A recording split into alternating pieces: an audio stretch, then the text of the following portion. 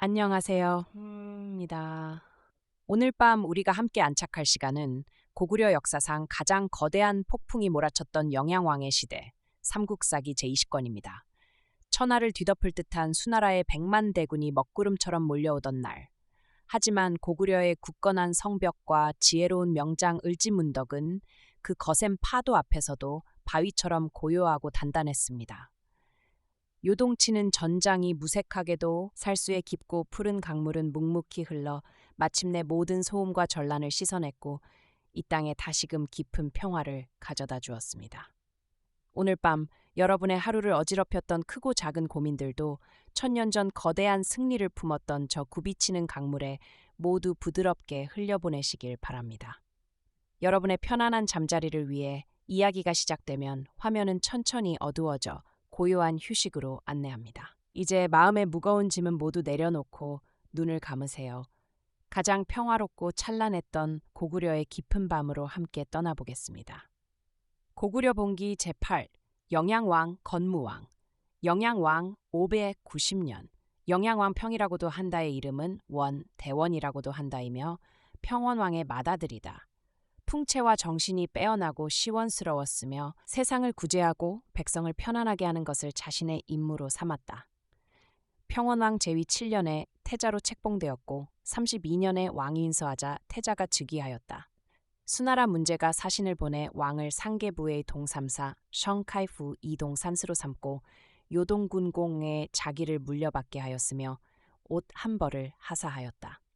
2년 591년 봄 정월 수나라에 사신을 보내 표문을 받들어 은혜에 감사하고 공물을 바치며 왕으로 봉해줄 것을 청하니 황제가 이를 허락하였다. 3월 고구려 왕으로 책봉하고 이어서 수레와 옷을 하사하였다. 여름 5월 사신을 보내 은혜에 감사하였다. 봄 정월 수나라에 사신을 보내 조공하였다. 여름 5월 수나라에 사신을 보내 조공하였다. 왕이 말갈의 무리 만여 명을 거느리고 요서를 침공하니 영주 총관 위충이 이를 격퇴하였다. 수 문제가 듣고 크게 노하여 한왕 양과 왕세직을 모두 원수로 삼아 수륙 30만 명을 거느리고 와서 치게 하였다. 질은 수서와 자치통감에 모두 적치로 되어 있다. 여름 6월 황제가 조서를 내려 왕의 관작을 박탈하였다. 한왕 양의 군대가 임유관을 나섰으나 장마를 만나 군량 운반이 이어지지 못해 군중의 식량이 부족해지고 다시 전염병까지 만났다. 주라후는 동라에서 바다를 띄워 평양성으로 향했으나 역시 풍랑을 만나 배가 많이 표류하고 침몰하였다. 가을 9월 군대가 돌아갔는데 죽은 자가 열에 8~9이었다. 왕 또한 두려워하여 사신을 보내 사죄하고 표문을 올려 요동의 분토신 아무개라고 칭하니 황제가 이에 군대를 물리고 예전과 같이 대우하였다. 백제왕 창이 사신을 보내 표문을 바치며 군대의 길잡이가 되기를 청하니 황제가 조서를 내려 고구려가 죄를 복종하였고 짐이 이미 용서하였으니 칠 수 없다고 타이르고 그 사신을 후대하여 보냈다. 왕이 그 일을 알고 백제의 국경을 침략하고 약탈하였다. 봄 정월 수나라에 사신을 보내 조공하였다. 태학 박사 이문진에게 조서를 내려 옛 역사를 요약하여 신집 사습권을 만들게 하였다. 나라 초기에 처음 문자를 사용할 때 어떤 사람이 이를 기록한 100권이 있었는데 이름을 육지라 하였고 이때에 이르러 이를 깎고 다듬은 것이다. 63년 왕이 장군 고승을 보내 신라의 북한 산성을 공격하게 하니 신라왕이 군사를 거느리고 한수를 건넜고 성 안에서 북을 치고 소리치며 호응하였다. 고승은 적은 많고 아군은 적어 이기지 못할까 두려워하여 물러났다. 처음에 양지가 기민의 장막에 거동하였을 때 우리나라 사신이 계민의 처소에 있었는데 계민이 감히 숨기지 못하고 그와 함께 황제를 베었다. 황문시랑 배구가 황제에게 유세하기를 고구려는 본래 기자가 봉해졌던 땅으로 한나라와 진나라 때는 모두 군현으로 삼았는데 지금은 신하 노릇을 하지 않고 따로 다른 지역이 되었습니다. 선제께서 이를 정벌하고자 하신 지 오래되었으나 다만 양양이 불초하여 군사를 내고도 공이 없었습니다. 폐하의 시대에 당초 어찌 취하지 않아 예의의 땅이 마침내 오랑캐의 향리가 되게 하시겠습니까? 지금 그 사신이 개민이 온 나라를 들어 교화에 따르는 것을 직접 보았으니 그 두려워하는 것을 이용하여 위협하여 입조하게 하십시오라고 하니 황제가 이를 따랐다. 우홍에게 칙령을 내려 성지를 선포하게 하기를 짐은 개민이 성심으로 나라를 받들기 때문에 친히 그 장막에 이르렀고 내년에는 마땅히 탁군으로 갈 것이다. 너는 돌아가는 날 너희 왕에게 말하여 마땅히 일찍 와서 조회하고 스스로 의심하거나 두려워하지 말라고 하라. 보존하고 기르는 예우를 마땅히 계민과 같이 할 것이나 만일 조회하지 않는다면 장차 계민을 거느리고 가서 그 땅을 순시할 것이다. 라고 하였다.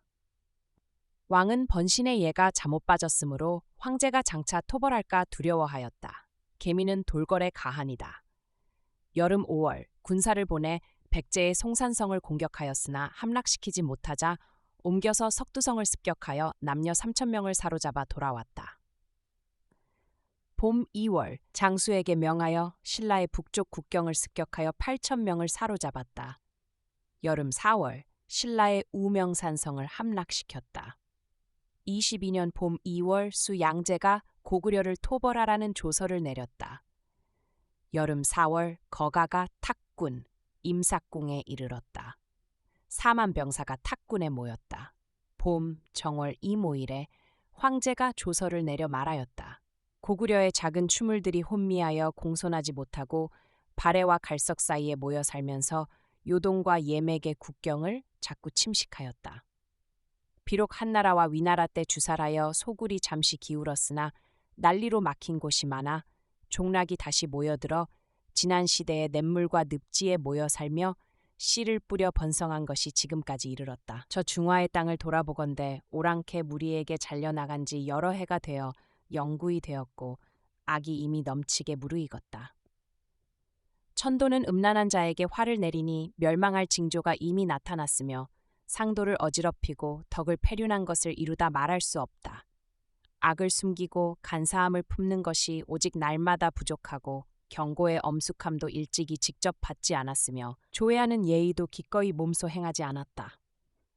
망명하고 배반한 자들을 깨어들여 그 기강의 끝을 알지 못하고 변방에 가득 차서 봉수대를 지키는 자들을 자주 수고롭게 하였으며 관문의 딱따기가 이 때문에 조용하지 못하고 백성들이 이 때문에 생업을 패하게 되었다. 옛날에 얕게 토벌하였을 때 이미 하늘의 그물을 빠져나갔고 이미 앞서 사로잡은 자들의 죽음을 늦추어 주었으나 곧바로 뒤에 복종한 자들의 주살에 나아가지 않았다. 일찍이 은혜를 품지 않고 도리어 큰 악을 행하여 이에 거란의 무리를 아우르고 바다 수비대를 노략질하며 말갈의 옷을 익혀 입고 요서를 침범하였다. 또한 청구의 겉으로 모두 직공을 닦으면서 푸른 바다의 물가에서 똑같이 정삭을 받으면서도 마침내 다시 보물을 훔치고 빼앗으며 짐은 옛 책의 책으로 되어 있으나 오류이다. 왕래를 끊고 죄 없는 자에게 학 대하였다. 진심으로 대하려다 화를 당하니 가벼운 수레를 타고 사신을 받들어 해동에 이르러 깃발과 절월이 머무는 곳에서 길을 번신의 경계로 지나가는데도 도로를 막고 왕의 사람을 거절하였다. 임금을 섬기는 마음이 없으니 어찌 신하의 예라 하겠는가. 이를 참을 수 있다면 누구인들 용납하지 못하겠는가.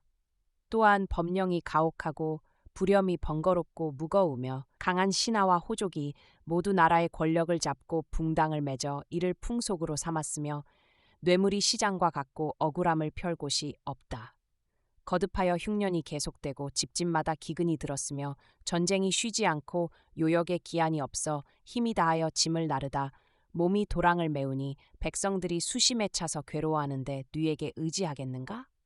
국경 안이 슬프고 황망하여 그 폐해를 견디지 못하고 머리를 돌려 안을 향하여 각기 성명의 그림을 품으며 노인과 어린 아이들이 모두 혹독한 탄식을 일으킨다. 풍속을 살피고 민풍을 관찰하러 유서에 이르러 백성을 위로하고 죄를 묻노니 2번 멍에를 매기를 기다릴 것 없다. 이에 친히 유스군을 총괄하여 9벌을 펼치고 그 위태로움을 건져내며 천의에 순응하여 이 더러운 무리를 멸절하고 선왕의 모책을 이으려 한다. 이제 마땅히 율법을 원용하여 길을 나서 나누어 길에 이르러 발해를 가리며 우레같이 진동하고 부여를 지나며 번개같이 쓸어버려라. 방패와 갑옷을 잡고 방패가는 수서에는 창과로 되어 있다. 군대에 맹세한 후에 행군하고 3번 명령하고 5번 거듭하여 3번 삼은 같은 책에 먼저 선으로 되어 있다. 반드시 이긴 연후에 싸워라. 좌일이군은 누방, 장잠, 명예, 개마, 건안, 남소, 요동, 현도, 부여, 조선, 옥저, 낙랑 등의 길로 나가고 우유리군은 점선, 함자, 혼미, 임둔, 후성, 재원, 답돈, 숙신, 갈석, 동이, 대방, 양평 등의 길로 나아가 끊임없이 길을 이어 평양에 총집결하라. 무릇 113만 3,800명인데 200만 명이라 호칭하였고 그 식량을 운반하는 자는 그 배가 되었다. 마땅히 남쪽 뽕나무 마른 물 위에서 사제사를 지내고 임사궁 남쪽에서 상제에게 류제사를 지내며 개성 북쪽에서 마조에게 제사 지내게 하였다. 황제가 친히 절도를 수여하여 각 군마다 상장과 아장 각 1명, 기병 40대, 1대에 100명씩 10대를 1단으로 하고 보병 80대는 4단으로 나누며 단마다 각기 편장 1명이 있게 하고 그 갑옷과 투구, 장식과 깃발은 단마다 색을 다르게 하였다. 매일 한 군씩 보내어 서로 40리씩 떨어져 진영을 이어 점차 나아가게 하니 40일이 끝나서야 출발을 다 마쳤는데 머리와 꼬리가 서로 이어지고 북과 나팔 소리가 서로 들렸으며 깃발이 960리에 걸쳐 있었다. 어영 내에는 12위, 3대, 5성, 9시를 합하여 내외 전후 좌우 6군에 나누어 예속시켰고 그 다음에 출발하였는데 또한 80리에 걸쳐 있었으니 근고의 출병의 성대함이 이와 같은 적이 없었다. 2월 황제가 군대를 거느리고 나아가 요수에 이르러 여러 군대가 모두 모여 물가에 임하여 큰 진을 쳤다. 우리 군사가 물을 막고 거세게 지키니 수나라 병사들이 건너지 못했다. 황제가 공부상서 우문균카에게 명하여 요수 서쪽 언덕에 세 길의 부교를 만들게 하였고 완성되자 다리를 끌어 동쪽 언덕으로 나아갔으나 짧아서 언덕에 한 장 남짓 미치지 못했다. 우리 군사가 크게 이르자 수나라 병사 중 날래고 용맹한 자들이 앞다투어 물에 뛰어들어 접전을 벌였으나 우리 군사가 높은 곳을 타고 공격하니 수나라 병사들이 언덕에 오르지 못하고 죽은 자가 매우 많았다. 맥철장이 도약하여 언덕에 올랐으나 전사웅, 맹차 등과 함께 모두 전사하였다. 이에 군사를 거두고 다리를 끌어당겨 다시 서쪽 언덕으로 돌아갔다. 다시 소부감 하조에게 명하여 이틀 만에 다리를 이어서 완성하니 여러 군대가 차례로 이어 나아가 동쪽 언덕에서 크게 싸웠다.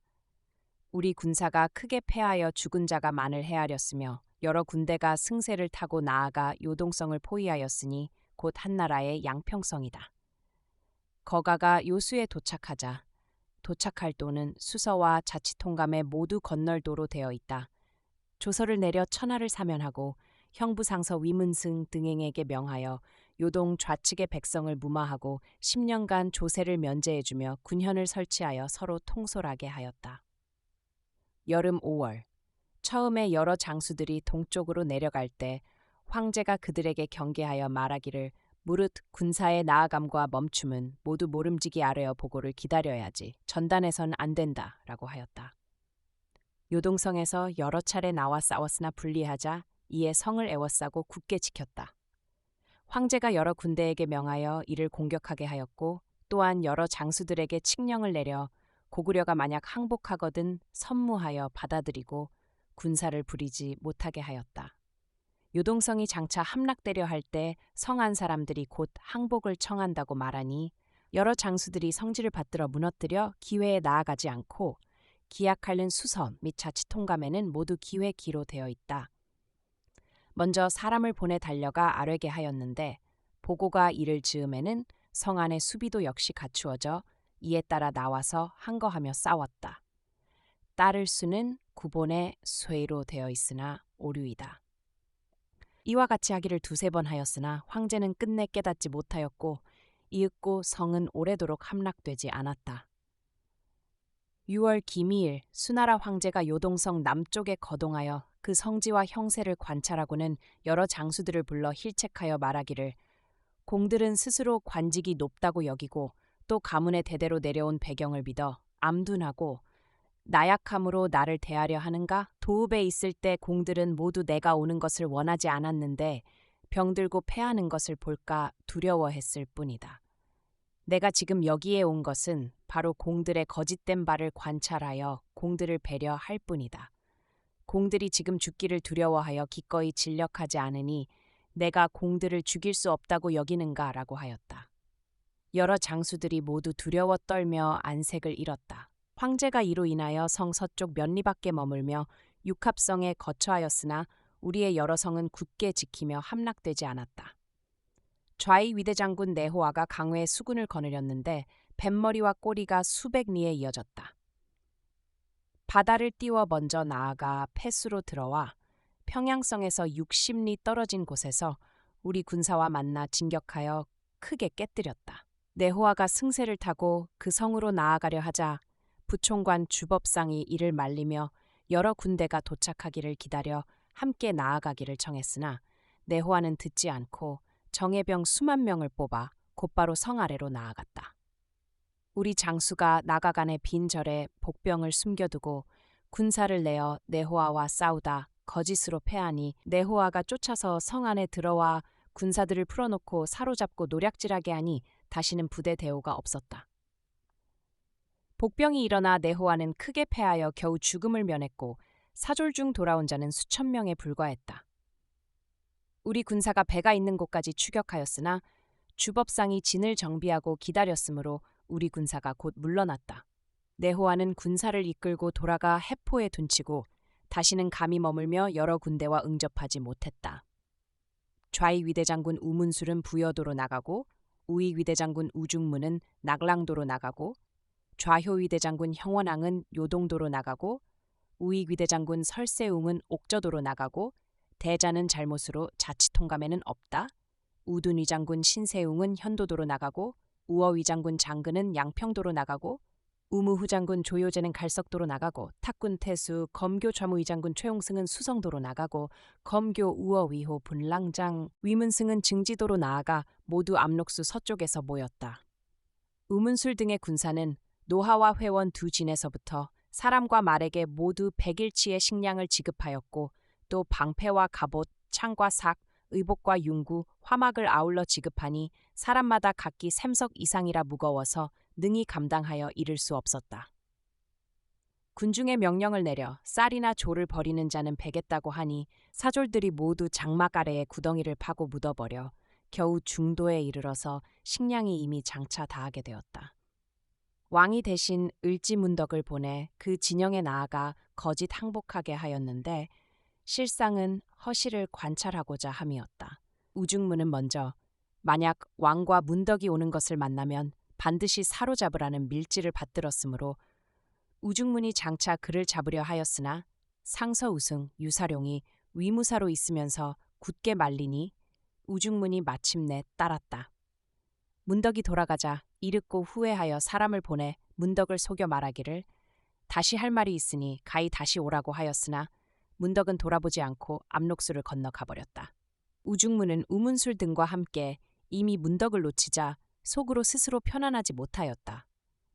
우문술은 식량이 다하여 돌아가고자 하였으나 우중문은 정예병으로 문덕을 추격하면 가히 공을 세울 수 있다고 의논하였고 우문술이 굳게 말렸다. 우중문이 노하여 말하기를 장군이 10만의 무리를 의지하고도 작은 도적을 깨뜨리지 못하니 무슨 낯으로 황제를 뵙겠는가? 또한 중문은 이번 행차에서 진실로 공이 없을 줄 알았다. 왜냐하면 옛날에 훌륭한 장수로서 능히 공을 이룬 자는 군중의 일을 결정함이 한 사람에게 있었는데 지금은 사람들이 각기 마음을 달리하니 어찌 적을 이길 수 있겠는가? 라고 하였다. 당시에 황제가 중문이 계획과 꾀가 있다고 하여 여러 군대에게 절도를 여쭙게 하였으므로 이 말이 있었던 것이다. 이로 말미암아 우문술 등이 부득이 이를 따라 여러 장수들과 함께 물을 건너 문덕을 추격하였다. 문덕은 우문술의 군사들에게 굶주린 기색이 있는 것을 보았으므로 그들을 지치게 하고자 매번 싸울 때마다 달아났다. 우문술은 하루 동안 7번 싸워 모두 이겼다. 이미 자주 이긴 것을 믿고 또 여러 사람의 논의에 핍박을 받아 이에 마침내 나아가 동쪽으로 살수를 건너 평양성에서 30리 떨어진 곳에 산을 의지하여 진영을 만들었다. 문덕이 다시 사신을 보내 거짓 항복하며 우문술에게 청하여 말하기를 만일 군대를 돌리신다면 마땅히 왕을 받들어 행제소에 조회하겠습니다. 라고 하였다. 우문술이 보니 사졸들이 피폐하여 다시 싸울 수 없었고 또한 평양성이 험하고 견고하여 갑자기 함락시키기 어려울 것으로 헤아려 마침내 그 거짓을 인연하여 돌아갔다. 우문술 등이 방진을 치고 행군하자 우리 군사가 사방에서 공격하니 우문술 등이 싸우면서 행군하였다. 가을 7월 살수에 이르러 군대가 반쯤 건넜을 때 우리 군사가 뒤에서 그 후위 군대를 공격하니 우둔 위장군 신세웅이 전사하였다. 이에 여러 군대가 모두 무너져 금지할 수 없었고 장사들이 달아나 돌아갔는데 하루 낮하루 밤 만에 압록수에 이르렀으니 450리를 간 것이다. 장군 천수 왕인공이 후군이 되어 우리 군사를 쳐서 물리쳤다. 내호하는 우문술 등이 패했다는 소식을 듣고 역시 이끌고 돌아가니 오직 위문승의 한 군데만 홀로 보전하였다. 처음에 아우군이 요수에 도착하였을 때 도착할 도는 수서와 자치통감의 건널도로 되어 있다. 무릇 30만 5천 명이었는데 돌아가 요동성에 이르렀을 때는 오직 2,700명뿐이었다. 물자와 기계는 거만을 헤아렸으나 잃어버리고 망실하여 탕진되었다. 황제가 크게 노하여 우문술 등을 쇠사슬로 묶었다. 묶을개는 구본의 7켜로 되어 있으나 오류이다. 계묘일에 이끌고 돌아갔다. 처음에 백제왕장이 사신을 보내 고구려를 토벌하기를 청하니 황제가 그로 하여금 우리의 동정을 엿보게 하였으나 장은 안으로 우리와 몰래 내통하였다. 수나라 군대가 장차 출병하려 할 때 장이 그 시나 국지모 지는 백제봉기 및 자치통감에 치로 되어 있다를 수나라에 보내어 군사를 내는 시기를 청하니 수는 구본의 당으로 되어 있으나 오류이다. 황제가 크게 기뻐하여 두터이 상을 내리고 상서기부랑 성유를 보내 백제에 이르러 모일 기일을 알리게 하였다. 수나라 군대가 요수를 건너매 이르러 백제도 역시 국경 위에서 군사를 어미하고 소리로는 수나라를 돕는다고 말하면서 실상은 양다리를 걸치고 있었다. 이번 행차에 오직 요수 서쪽에서 우리의 무려라를 함락시켜 요동군 및 통정진을 설치하였을 뿐이다. 봄 정월 황제가 조서를 내려 천하의 군사를 징집하여 탁군에 모으고 백성들을 모집하여 효과로 삼았으며 요동의 옛성을 수리하여 군량을 쌓아두었다. 2월 황제가 시신들에게 일러 말하기를 고구려의 작은 오랑캐가 상국을 업신여겼으니 지금 바다를 뽑고 산을 옮겨서라도 오히려 극복하여 결과를 보길 바라거늘 하물며 이 오랑캐이겠는가 하고 마침내 다시 토벌을 의논하였다. 좌광록 대부 곽영이 간언하여 말하기를 융적이 예를 잃은 것은 신하의 일이오며 천균의 쇠뇌는 생지를 위하여 기틀을 발사하지 않는데 어찌하여 친히 만승을 욕되게 하시어 작은 도적을 대적하시려 하십니까? 하였으나 황제는 듣지 않았다. 여름 4월 거가가 요수를 건너 우문술과 양이신을 보내 평양으로 향하게 하였고 왕인공은 부여도로 나아가 진군하여 신성에 이르니 우리 군사 수만 명이 막아 싸웠으나 인공이 날랭 기병 1,000명을 거느리고 격파하였다. 우리 군사가 성을 에워싸고 굳게 지키자 황제는 여러 장수들에게 명하여 요동을 공격하게 하고 편의에 따라 종사하도록 허락하였다. 비루소, 운지, 지도로 사면에서 함께 나아가 밤낮으로 쉬지 않았으나 우리가 임기응변으로 막아 20여일이 지나도록 함락되지 않았고 주인과 손중 죽은 자가 매우 많았다. 충제의 장대 길이가 15장이었는데 효과 침광이 그 끝에 올라 성에 임하여 우리 군사와 싸워 단병 접전하여 10수명을 죽였으나 우리 군사가 다투어 공격하여 추락하다 땅에 닿기 전에 지나던 장대에 늘어진 밧줄이 있어 광이 이를 붙잡고 다시 올라가니 황제가 바라보고 장하게 여겨 즉시 조산대부에 제수하였다. 요동성이 오래도록 함락되지 않자 황제가 배주머니 100여만 개를 만들게 하여 흙을 가득 채우고 쌓아서 어량대도를 만들었는데 폭이 30보이고 높이가 성과 나란히 되게 하여 전사들로 하여금 올라가 공격하게 하였다. 또 팔륜누차를 만들어 높이가 성보다 높게 하고 어량도를 끼게 하여 성벽 안을 내려다보며 쏘고자 하여 시위를 기약하고 장차 공격하려 하니 성 안이 위태롭고 촉박하였다. 마침 양현감이 반란을 일으켰다는 글이 도착하자 황제가 크게 두려워하였고 또 달관의 자손들이 모두 현감이 있는 곳에 있다는 말을 듣고 더욱 근심하였다. 병부시랑 곡사정이 평소 현감과 친하게 지내어 속으로 스스로 편안하지 못하여 도망쳐 오자 황제가 밤에 몰래 여러 장수들을 불러 군사를 이끌고 돌아가게 하니 군자와 기계, 공격도구가 구산처럼 쌓여 있었으나 영루와 장막은 편안히 두고 움직이지 않았고 안은 안과 통한다. 무리의 마음이 두려워하여 다시는 부대 편성이 없이 여러 길로 분산되었다. 우리 군사가 즉시 이를 알았으나 감히 나가지 못하고 다만 성 안에서 북을 치고 소리칠 뿐이다가 다음 날 오시가 되어서야 바야흐로 점차 밖으로 나갔으나 여전히 수나라 군대가 속이는 것이라 의심하였다. 이틀이 지나서야 수천 명의 군사를 내어 추적하였으나 수나라 군대의 무리를 두려워하여 감히 핍박하지 못하고 항상 거리를 90리쯤 두었다. 장차 요수에 이르러 어영이 건너기를 마친 것을 알고 나서야 이에 감히 후군을 핍박하였는데 이때 후군이 아직 수만 명이었으나 우리 군사가 따라가며 공격하여 수천 명을 죽이고 노략질하였다.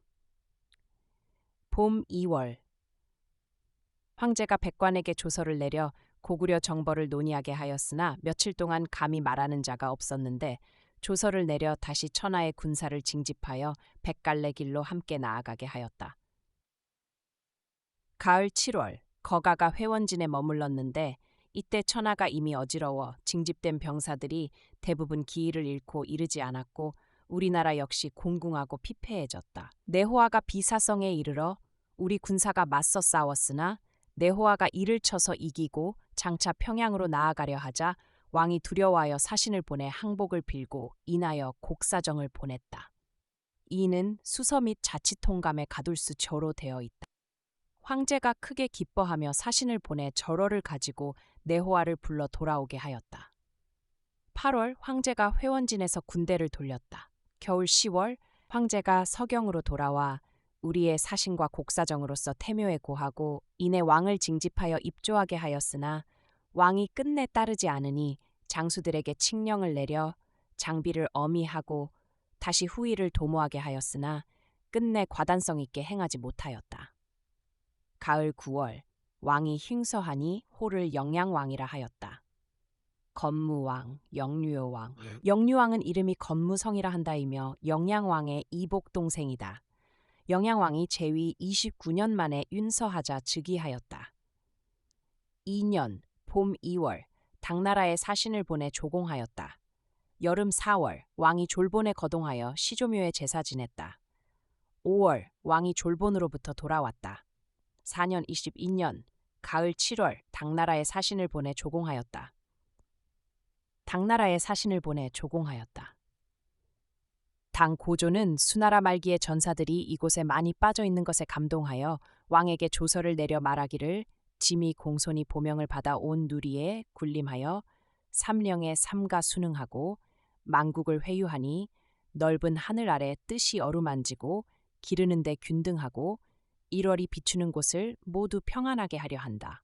왕이 요동의 좌측을 통솔하며 대대로 번복에 거하면서 정삭을 받을 것을 생각하고 멀리서 직공을 따르려 하므로 사신을 보내 산천을 발섭하여 진실되고 간절한 마음을 거듭 펼치니 짐이 심히 가상하게 여긴다. 읍은 구당서의 언옌으로 되어 있다. 바야흐로 지금 육합이 편안하고 사해가 청평하여 옥백이 이미 통하고 도로가 막힘이 없으니 바야흐로 화목함을 거듭하여 집은 상동서에 모을 집으로 되어 있으나 대개 서로 통한다. 영원히 우호를 돈독히 하고 각기 국경을 보전하니 어찌 성대하고 아름다운 일이 아니겠는가.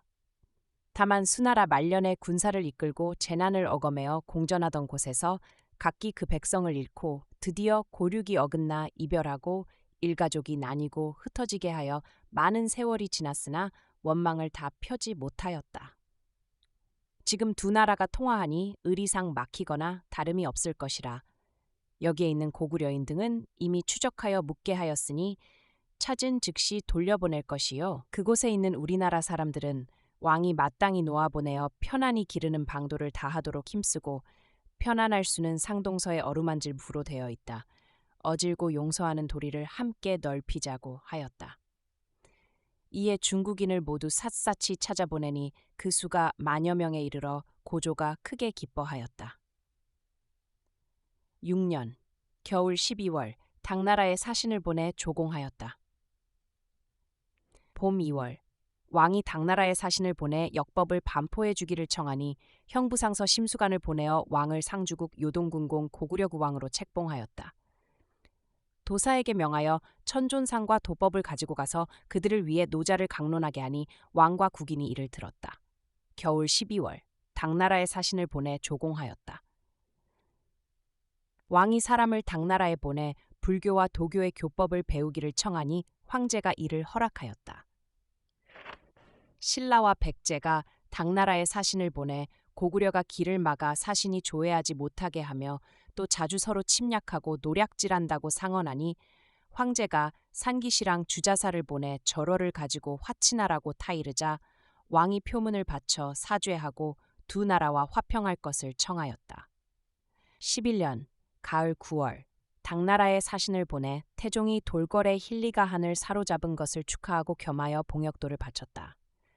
12년 629년 가을 8월 신라 장군 김유신이 동쪽 변방을 침공하여 낭비성을 깨뜨렸다. 9월 당나라에 사신을 보내 조공하였다. 14년 당나라가 광주 사마 장손사를 보내 수나라 전사자의 해골을 묻은 곳에 임하여 제사 지내고 당시 세웠던 경관을 헐어버렸다. 봄 2월 왕이 무리를 동원하여 장성을 쌓았는데 동북쪽은 부여성에서부터 동남쪽은 바다에 이르렀으며 동은 마땅히 서로 써야 하고 구당서에도 서로 되어 있다. 천열이었는데 무릇 16년 만에 공사를 마쳤다. 겨울 10월 신라 북변의 칠중성을 침공하니 신라 장군 알천이 이를 맞이하여 칠중성 밖에서 싸워 우리 군사가 패배하고 꺾였다. 봄 2월 세자 황권을 당나라에 보내 조공하니 태종이 위로하고 하사함이 특별히 두터웠다. 왕이 자제를 당나라에 보내 국학에 입학하기를 청하였다. 가을 9월 해가 빛을 잃었다가 3일이 지나서야 다시 밝아졌다. 2641년 황제가 우리나라 태자가 입조한 것 때문에 직방낭중 진대덕을 보내 답례하고 위로하였다. 대덕이 국경에 들어와 이르는 성읍마다 비단으로 성을 지키는 자들에게 후하게 대접하며 말하기를 내가 평소 산수를 좋아하니 이곳에 명승지가 있으면 내가 관람하고자 한다고 하니 지키는 자가 기뻐하며 인도하여 유람하며 이르지 않은 곳이 없었다. 이로 말미암아 그 자세하고 구불구불한 지형을 모두 알게 되었고 수나라 말기에 종군했다가 빠져머문 중국인들을 만나 친척의 존망을 말해주니 사람들마다 눈물을 흘렸다. 고로 이르는 곳마다 남녀가 길을 끼고 그를 구경하였다. 왕이 호위병을 성대하게 진치고 사신을 인견하였으나 대덕이 사신의 임무를 받든 것을 인연으로 나라의 허실을 엿보았는데 우리나라 사람은 알지 못했다. 대덕이 돌아가 아뢰니 황제가 기뻐하였다. 대덕이 황제에게 말하기를 그 나라가 고창국이 망했다는 소식을 듣고 크게 두려워하여 관사에 대접하는 근실함이 평상시의 수보다 더했습니다라고 하였다. 황제가 말하기를 고구려는 본래 사군의 땅일 뿐이다. 내가 수만 명의 군사를 내어 요동을 공격하면 그들은 반드시 온 나라를 기울여 이를 구원할 것이니 따로 수군을 보내 동래를 나서 바닷길로부터 평양으로 향하게 하면 수륙이 합세하여 취함이 어렵지 않을 것이다. 다만 산동의 주연이 시들고 병들어 아직 회복되지 않았으므로 내가 그들을 수고롭게 하고 싶지 않을 뿐이다 라고 하였다. 25년 역시 봄 정월 사신을 당나라에 보내 조공하였다. 왕이 서부대인 연개소문에게 명하여 서는 열전에 동으로 되어 있다. 장성 쌓는 역사를 감독하게 하였다. 겨울 10월 연개소문이 왕을 시해하였다. 11월 태종이 왕이 죽었다는 소식을 듣고 원중에서 애도를 표하며 물품 300단을 보내도록 조서를 내리고 사신을 보내 절호를 가지고 조문하고 제사 지내게 하였다. 번역과 관련하여 특정 인물이나 전투 상황, 역사적 배경에 대해 더 알고 싶으신 부분이 있습니까?